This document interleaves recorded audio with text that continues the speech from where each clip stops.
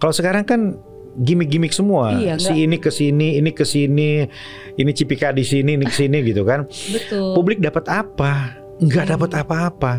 Ya selain tebak-tebak manggis koalisinya kemana, wapresnya siapa. Ya menarik kalau tadi Kang Bima bilang 2024 bulan Februari masih belum yakin 100% Oh iya. seperti apa. Iya. Tapi kan capresnya udah jelas dong, 3 ini kan, Pak Anies. Yang Pak baru Ganjar, jelas itu Pak sebetulnya Prabowo. kan baru satu ya yang aman karena PDIP sudah bisa mencalonkan sendiri. Oke, Oh iya, Pak Ganjar. Iya. iya kan. Nah kalau yang lain kan kalau belum ada daftar di KPU, selama belum daftar di KPU maka belum pasti segala sesuatu bisa berubah. Ya, Bisa iya, berubah. iya dia dong. Kalau Iya. kalau satu partai pull out ya nggak cukup gimana? Oke. Nah, kan masih belum pasti. Kalau PDI udah pasti kan, udah satu, hanya dia nggak perlu yang lain gitu. Betul, yang lain masih dinamis lah ya. Masih dinamis, ya. Oke. Memang di atas kertas 3 itu, Iya, iya. tetapi saya kira 2 bulan ke depan masih memungkinkan muncul dinamika yang lain lah. Oke, tapi kan kalau dari PAN sudah mendeklar mendukung Pak Prabowo. Ini kayaknya di rundown nggak ada ya pertanyaan-pertanyaan ini ya. Karena saya tertarik dari pembahasan tadi, Kang Bima kan ngomong tentang 2024 gitu. Iya. Ini kan menjadi topik pembicaraan masyarakat. Karena kita walaupun kita nggak ngikutin politik 100%, tapi kan masyarakat kita benar-benar menanti tahun 2024 nih gimana nih pemimpin kita gitu. Nah, cuma kalau dari partainya Kang Bima sendiri kan ke Pak Prabowo. Tapi kalau dari Kang Bimanya sendiri berarti kan bagian dari PAN apakah juga ke Pak Prabowo? Dalam politik itu tidak semua sesuai dengan apa yang kita inginkan. Seringkali kita harus berdamai dengan kenyataan dan disiplin partai itu penting gitu. Jadi saya kira ya apapun keputusan partai itu harus dihormati. Ya tetap ada pembelajaran dari situ, tetap ada hikmah dari situ. Tapi yang menjadi concern saya hari ini adalah ya sebaiknya dipastikan aja deh koalisi-koalisi itu, formasi itu. Kenapa? Karena kita perlu pilpres, pileg yang mencerahkan karena gagasan. Iya. Bukan hanya pertarungan kekuasaan dan otak-atik koalisi. Enggak. Begitu pasangan ini fix, maka akan gagasan lah yang akan membedakan. Kalau sekarang kan gimmick-gimmick semua. Iya, si ini ke sini, ini ke sini. Ini Cipika di sini, ini ke sini gitu kan. Betul. Publik dapat apa? Nggak dapat apa-apa. Ya selain tebak-tebak manggis koalisinya kemana, wapresnya siapa gitu. Kayak nyoba ngetes elektabilitas ini sama ini berapa, ini baru kemungkinan seperti gitu kan. Iya, itu nggak mencerahkan. Ya demokrasi yang berkualitas adalah demokrasi yang dipenuhi dengan kontestasi gagasan. Ya kita kangen kan bagaimana para calon pemimpin kita itu ini menawarkan sesuatu yang kemudian didebat oleh yang lain. Nah makanya 2 bulan yang lalu saya kan ketua asosiasi wali kota. Kita mengundang 3-3-nya, Mas Ganjar datang, Pak Prabowo datang, Mas Anies datang. Itu bicara 1 jam masing-masing dengan gagasannya. Itu keren. Itu keren. Jauh dari gimmick-gimmick, jauh dari isu-isu yang hanya artifisial. Itu langsung Mas Anies berbicara tentang kota masa depan, Pak Prabowo bicara tentang geopolitik, Mas Ganjar berbicara pengalamannya di Jawa Tengah mengelola desa dan kota. Dan kemudian besoknya jadi diskusi, masing-masing itu ada turunannya, debat. Itu keren. Ya bahkan ada pakar gestur tubuh, ada pakar apalagi diksi dan lain sebagainya. Ya harusnya seperti itu, ya bukannya sekedar nebak-nebak pasangannya siapa. Betul, betul, itu setuju banget. Beberapa minggu yang lalu saya duduk di meja bersama dengan Mas Panji. Dan beliau bilang, tahu nggak Mer, biasanya tuh banyak pemilih di setiap kali pemilu itu, dia bilang pemilih puber. Maksudnya puber sebenarnya belum dewasa, karena biasanya cuma milih berdasarkan ya sukanya sama siapa, yang lagi naik daun siapa, yang lebih dikenal siapa gitu. Karena kalau menurut dia, which is saya setuju seperti yang tadi Kang Bima bilang, bahwa kalau orang memilih ya berdasarkan harus gagasannya apa dan apakah dia bisa membawa sesuatu yang memang kita ingin berubah di bidang itu. Jadi gimana bisa memilih kalau kita aja nggak tahu gagasannya seperti apa gitu. Gimana kita bisa menentukan pilihan kalau kita belum mendengarkan orang ini mau berbuat apa gitu. Dan menjatuhkan pilihan secara rasional itu berarti menjatuhkan pilihan sesuai dengan informasi yang semaksimal mungkin dia tangkap. Kalau informasinya cuman dandannya doang, kegantengannya doang, hobinya doang, itu kan nggak lengkap. Informasi itu harus lengkap. Semuanya, pemikiran, gagasan, keluarganya. Makanya setiap pemimpin itu harus siap dikuliti. Habis-habisan begitu. Nah begitu terbuka semua kan kita bisa menilai dengan lebih rasional. Dan itu risiko pemimpin harus terbuka. Nah makanya kemudian ketika debat itu betul dikuliti. Akan kelihatan itu kualitasnya di mana, levelnya di mana. Dalam semua hal. Cara berpikir, kesabaran, emosional itu akan ditangkap gitu. Dan itu bagus. Jadi makin dikuliti, makin debat, makin banyak gagasan, ya kita akan melihat kualitasnya ada di mana. Di Amerika kan begitu, Pak. Betul. Ya, mulai dari wali kota, gubernur, senator semua itu dikuliti habis oleh media dan harus siap di situ. Nah, tapi kan itu hanya bisa terjadi kalau memang sudah ditentukan ini calonnya, ini baca presnya. Makanya harusnya lebih cepat. Tapi menurut Kang Bima kenapa sampai hari ini belum ada yang ditetapkan? Bahkan jangankan gitu, yang udah pasti aja kayak PDIP belum nentuin baca presnya gitu. Karena masih belum mau announce? Iya, karena saling mengunci. Karena ada persyaratan threshold untuk mencukupi maju harus sekian suara, sekian kursi.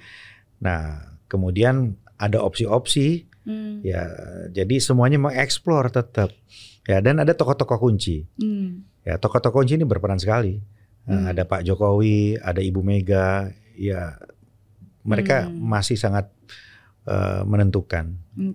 Karena satu langkah itu bisa mengubah yang lainnya ya, berarti ya, jadi mereka saling menunggu untuk bisa melihat supaya nggak salah langkah. Iya, kira-kira begitu. Ya.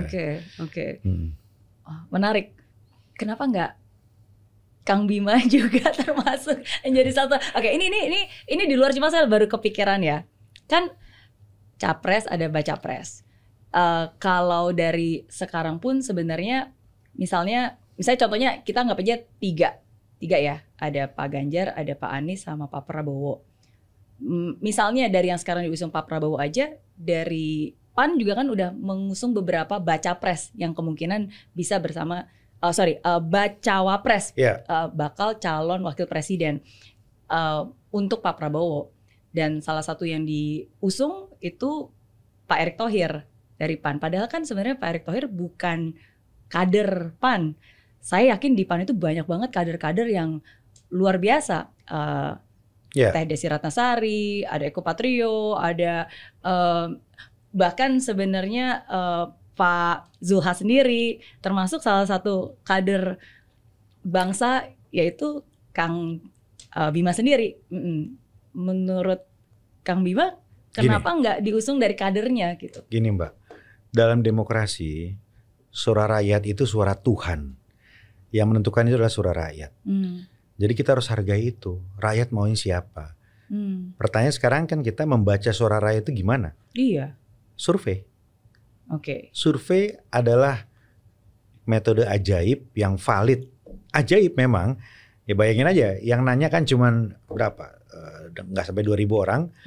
Tapi kemudian presisi. Itu ajaib. Tapi itulah the beauty of political science today. Gitu. Kita bisa mengukur dengan presisi. Nah, survei sudah berbicara bahwa 3 nama teratas adalah Prabowo Subianto, Ganjar Pranowo, Prabowo Subianto, dan Anies Baswedan. Itu harus kita hargai gitu. Nah sekarang kan banyak orang bilang, lah itu kan masih banyak yang berkualitas, masih banyak yang lebih oke kok daripada 3 itu.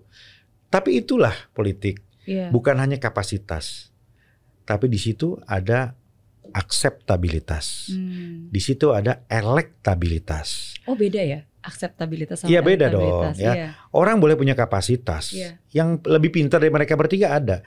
Tapi apakah mereka mendapatkan dukungan dari partai? Kan enggak, belum tentu. Akseptabilitas penting. Kemudian diterima oleh partai tapi nggak laku dijual, nggak bisa. Elektabilitasnya penting. Dan untuk ada di elektabilitas seperti ini, kita apresiasi ketika ketiga tokoh kita ini sudah melakukan hal yang luar biasa. Mas Anies dengan jam terbang sebagai menteri dan gubernur, Pak Prabowo dengan jam terbang panjang di bidang militer dan kemudian sekarang menteri, dan kemudian juga Mas Ganjar jam terbang di DPR dan gubernur 2 periode.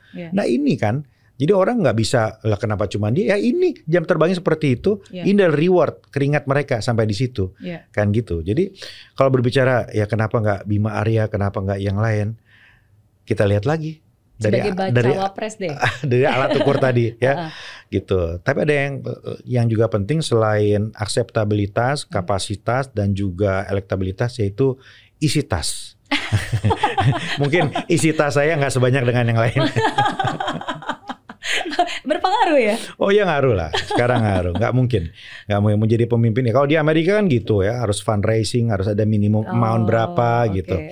Iya. Iya. Jadi saya jadi ingat sebuah komentar yang bilang bahwa seringkali yang menghadapi tantangan akan kalah dengan yang bawa tentengan. Tentengan atau rantangan ya. Tentengan atau rantangan. Iya. Tapi ya memang itu fakta ya, kenyataan memang seperti itu ya. Iya.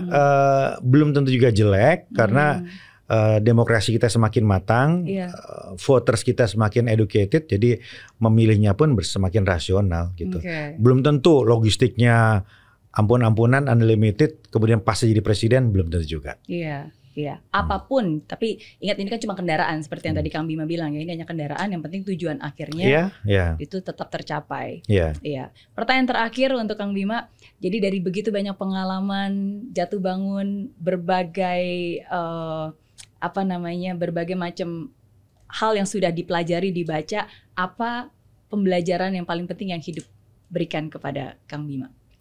Hidup itu bukan tentang apa yang kita tahu, tapi hidup itu lebih kepada tentang siapa yang kita kenal. Ya, jadi yang mendorong kita ke puncak kesuksesan itu adalah sahabat dan teman-teman kita.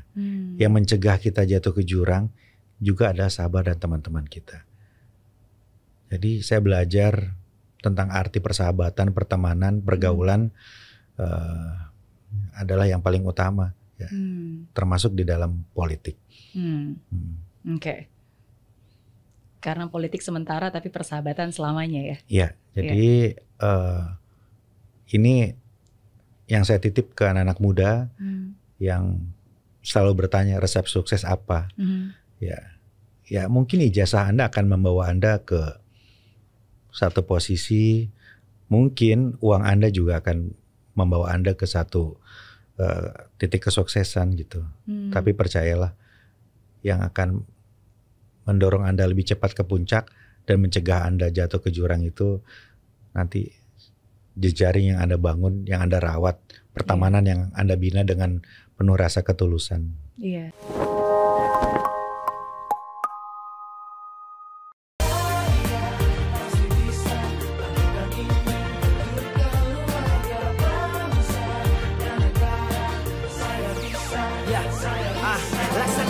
Tanpa hujan, hidup tanpa tujuan, kering dan mati tanpa hijaunya tumbuhan. Demikian kalau mimpi tak kunjung terjadi.